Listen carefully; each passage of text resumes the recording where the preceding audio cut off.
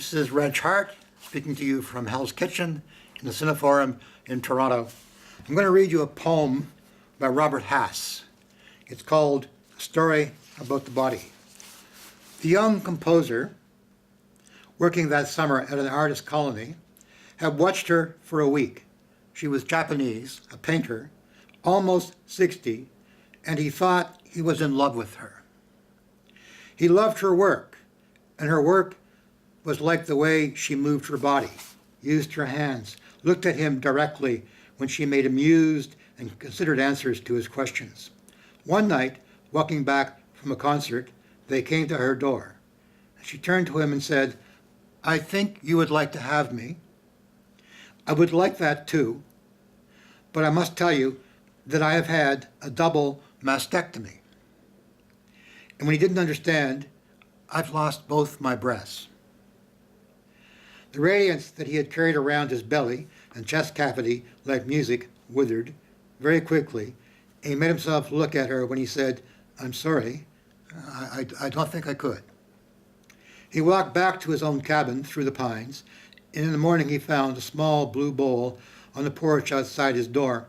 It looked to be full of rose petals, but he found when he picked it up that the rose petals were on top.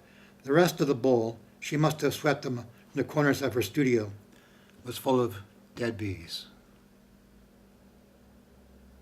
It's by Robert Haas. Katharine Hepburn, at the beginning of her career in the American theater and in the movies, was invited to join the Group Theater in New York, which was the most prestigious theater company in the world at the time. And she turned them down. She said, "I want no part of the group dynamic. The group dynamic by nature is second rate." She said, "I will walk alone. I will be a star."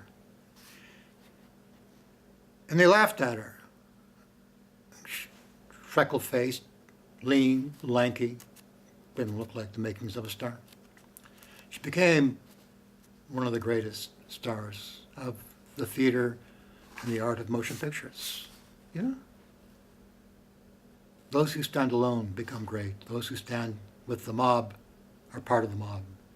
The mob can never be great. This is a poem by Alden Nowlan. It's called The Rites of Manhood. It's snowing hard enough that the taxis aren't running.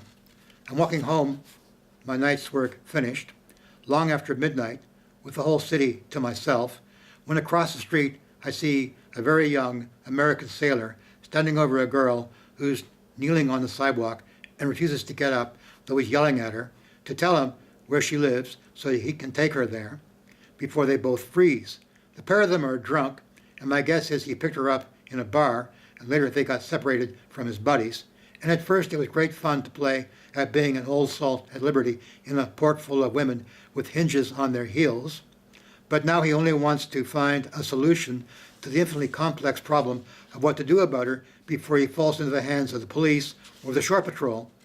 And what keeps this from being squalid is what's happening to him inside.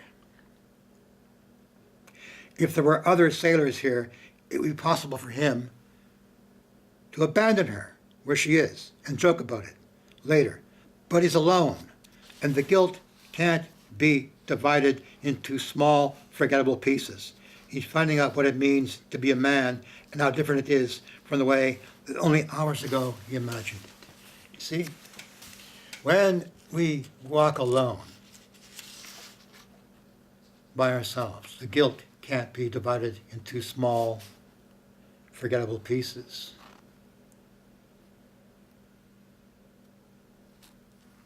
Men dream of being great writers, and they get jobs writing on newspapers and magazines. And they get a story that they'd like to tell, an important story they'd like to tell. And take it to the editor, and the editor goes, "Well, no one's interested in that. That's not going to attract enough readers. We can't tell that story." Because the important stories are always stories no one's interested in, except the one person interested in them. People used to say to me, "No one's interested in that, but you." Well, that's fine. I'm enough, you know? This is James Hillman. When the father is absent, the missing father is not your or my personal father. He is the absent father of our culture. The viable Senex, who provides not daily bread, but spirit through meaning and order. The missing father is the dead God who offered a focus for spiritual things. Without this focus, we turn to dreams and oracles, rather than to prayer, code, tradition, and ritual. When mother replaces father, magic substitutes for logos, and son priests contaminate the pure spirit. Unable to go backward to revive the dead father of tradition, we go downward into the mothers of the collective unconscious, seeking an all-embracing comprehension. We ask for help in getting through the narrow straits without harm.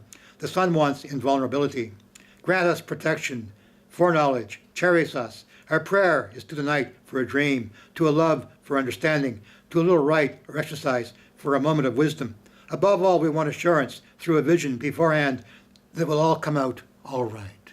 Above all, we want assurance through a vision that it will all come out all right. Without the Father, we lose that capacity which the Church recognized as discrimination of the spirits, the ability to know a call when we hear one and discriminate between the voices. The mother encourages her son, go ahead, embrace it all. For her, all equals everything. The father's instruction, on the contrary, is all equals nothing, unless the all be precisely discriminated. James Hillman.